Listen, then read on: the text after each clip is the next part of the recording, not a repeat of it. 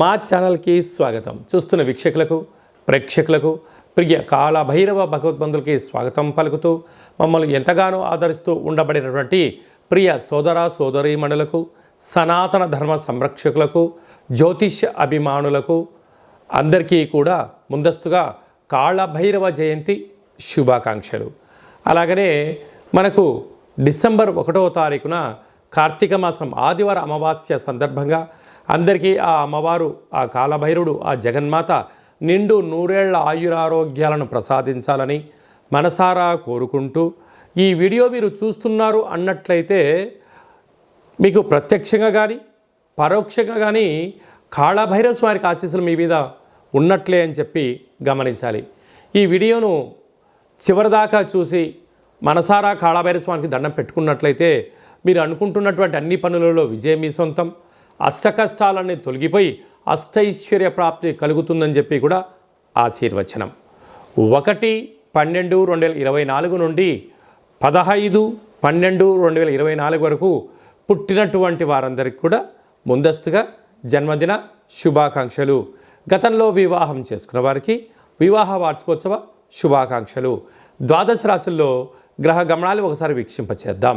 వృషభ రాశిలో దేవగురు బృహస్పతి శత్రుస్థానంలో సంచారం చేయడము, కర్కాటక రాశిలో కుజ భగవానుడు నీచభంగ రాజయోగ సంచార స్థితి, కన్యరాశిలో కేతు సంచార స్థితి, వృశ్చిక రాశిలో రవి బుధ సంచార స్థితి, బుధాదిత్య రాజయోగము, ధనుసు రాశిలో శుక్ర భగవానుడు, కుంభరాశిలో శని భగవానుడు స్వక్షేత్ర వక్రగమన సంచార స్థితి, మీనరాశిలో రాహు సంచార స్థితితో ద్వాదశ రాశుల్లో గ్రహ గమనాలు ఈ విధంగా ఉన్నాయి.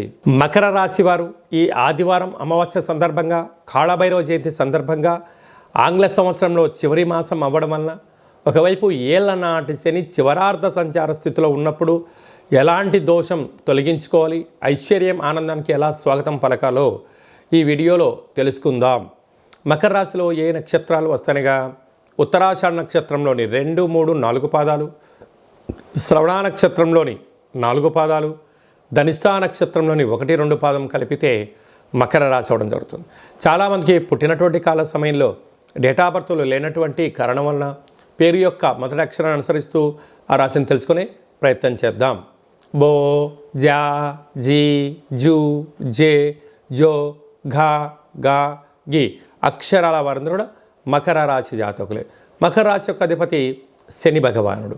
వీరికి 2వ స్థానంలో శని భగవానుడు స్వక్షేత్ర సంచార స్థితిలో ఉండడం, తృతీయంలో రాహు, పంచమంలో గురువు, సప్తమంలో కుజుడు కుజ సంచార స్థితి, కుజదోష ప్రభావం ఉండడము, వ్యయంలో బుధాదిత్య రాజయోగములు లాభస్థానంలో ఉండడము, వ్యయంలో శుక్ర భగవానుడు సంచారం చేయనప్పుడు అనవసరమైన ఖర్చులు పొంచి ఉండడం, స్వతహాగా తెలిసిన దానికన్నా తెలుసుకోవాల్సింది చాలా ఉంది అనేటువంటి దానికన్నా అంతా నాకు తెలుసు అన్న పరిస్థితిలో మీరు భ్రమలో జీవించడం వలన సమయం, ధనం వృధా అవడమే కాకుండా అనారోగ్యాలు అంటే సీజనల్గా వచ్చేటువంటి జలుబు సమస్య, వాతావరణంలో మార్పుల వలన మీ శరీరం తట్టుకునే పరిస్థితి ఉండదు. ఇలాంటి కాల సమయంలో గోరువెచ్చని నీరు, వేడివేడి పదార్థాలు తినడం, సరైన తిండి, సరైన విశ్రాంతి, తగు వ్యాయామం, మెడిటేషన్ వలన అనారోగ్యాలను దూరం చేసుకోవడము, గ్రహస్థితిని అర్థం చేసుకోవడము, ఏం చేయొచ్చు ఏం చేయకూడదో తెలుసుకునే మానవ ప్రయత్నం చేయగలిగితే మకర రాశి వారికి ఉన్నంత అదృష్టవంతులు ఎవరు లేరు అని చెప్పి గమనించాలి. ఇలాంటి కాల సమయంలో పూజా మందిరంలో ఒక తెలుపు క్లాత్ను కానీ నలుపు క్లాత్ను కానీ ఏర్పాటు చేసుకొని, నవధాన్యాలను కొద్దిపాటి నల్లటి నూనెలను ఎక్కువగా ఉండేటట్టుగా ఏర్పాటు చేసుకొని, నారికెల దీపాన్ని కానీ కూష్మాండ దీపాన్ని లేకుండా 2 కలిపి కానీ దీపాన్ని ఏర్పాటు చేసుకొని దిష్టి తీయించుకొని దానము చేయడం, మహాదేవుడికి అభిషేకం చేసుకోవడం, మహాదేవుడిని స్మరణ చేయడం వలన సకల గ్రహ దోషాలు తొలగిపోతాయని చెప్పి గమనించాలి. ముఖ్యమైనటువంటి పండుగల గురించి క్లుప్తంగా సవివరంగా సంపూర్ణంగా తెలుసుకుందాం. 1వ తారీఖు ఆదివారం అమావాస్య, కార్తీక మాసం అమావాస్య అవ్వడం వలన వీలైనంత వరకు మనమందరము కూడా గృహంలో ఇంటిని శుద్ధి పెట్టుకొని, ఇంటికి మామిడాకులు కొబ్బరాకులు ఏర్పాటు చేసుకొని, కూష్మాండ దీపాన్ని ఏర్పాటు చేసుకొని వెన్నతో దీపం పెట్టడం వలన సకల దుష్టగ్రహాలు తొలగిపోతాయని చెప్పి గమనించాలి. అలాగే కాళభైరవ స్వామికి స్మరణ, కాళభైరవ స్వామికి కూష్మాండ దీపము, కాళభైరవ స్వామి సౌభాగ్య ముడుపు ఏర్పాటు చేసుకోవడం వలన సకల రాబోయే కాలమంతను కూడా మనకు సువర్ణ యుగం అని చెప్పి గమనించాలి.